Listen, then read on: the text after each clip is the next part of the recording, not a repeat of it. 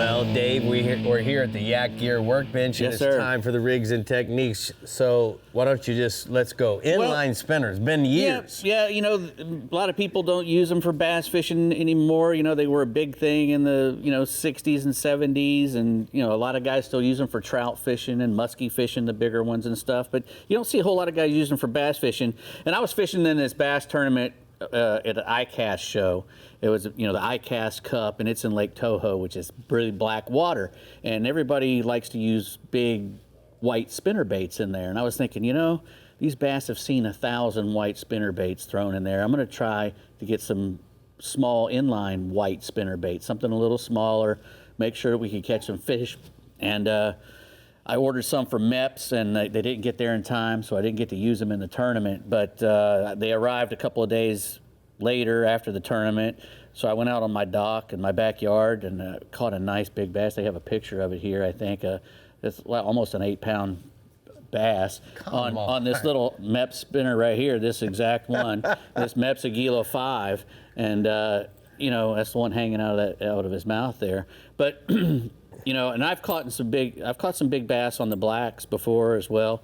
But when you're in really stained water, that thumping, that blade, really draws them, and that white color, they can see it really well. So it's just, they're very versatile, and when you go down to the different blade shapes and everything, the big wide blades thump really good. They go a little slower.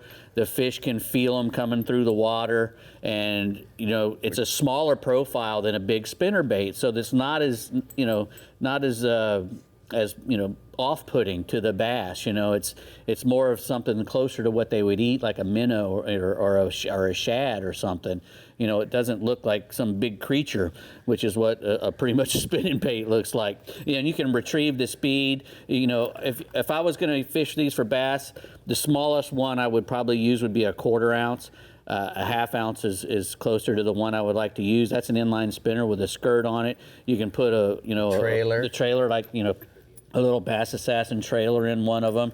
That's a weedless Sally, they call that one. You can use that in the weeds really well. And if you're using this, most of these spinner baits have a treble hook, but you can cut the treble hook off and put a Siwash hook on them, or any kind of single blade, single hook that you want to put on there, like that Vibrox there. Well, here's this one comes with a single hook, so you can cut that treble off and put that one on there. It works a little better in the weeds and whatnot, and timber. It won't hang up as easy, and it's just a really good bait. You can target the same kind of things. They sink really fast.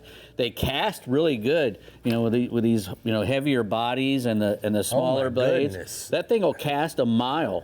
And you can catch all kinds of fish on it. Can you imagine standing on a pier or rock jetty and throwing this for mackerels or the little trout, all the stuff that comes swimming by those things? Yeah, everything really likes to eat a spinner bait, and with that, with those solid bodies like that, like they cast like a bullet, and you can target. They're great for windy days, because they cut through the wind really well, and here's one that even looks like a little perch, of some sorts. Yeah, they color the blades. So Dave, I got a technical question. I know I'm getting you off track here, but you think because of the big blade and the slow retrieve, do you think that gives the fish more of an opportunity because it's coming by slow? Exactly. You can keep it in your desired depth a lot easier, especially if you're fishing in a deep lake. You can get down there towards the bottom, let it sink, and then go real slow, and that thing will stay down there for a long way, especially if you're making these long casts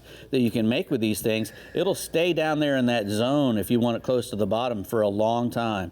And like I said, the darker the water, the lighter you want to use. If it's really clear water, you might want to use a smaller blade that turns faster, because they're more sight oriented in that clear water than they would be in really muddy or water, which that big thumping blade allows them to find it a lot easier. And they don't spin up like you'd think. A lot of people think, I don't want to use it, they're going to spin up my line really much, but they really don't. I mean, I've used.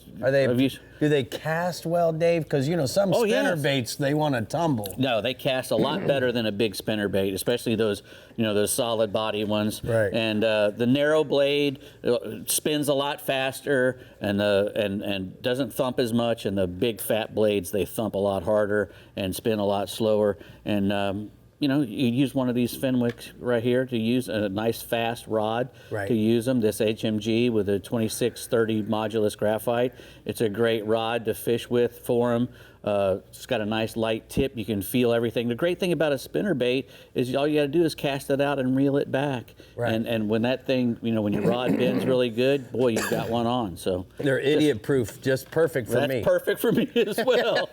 So, hey, good job over here, no Dave. worries. Yeah, good job, Dave, and congrats on your bass. Yeah, you why go. not? That was a good you one. go.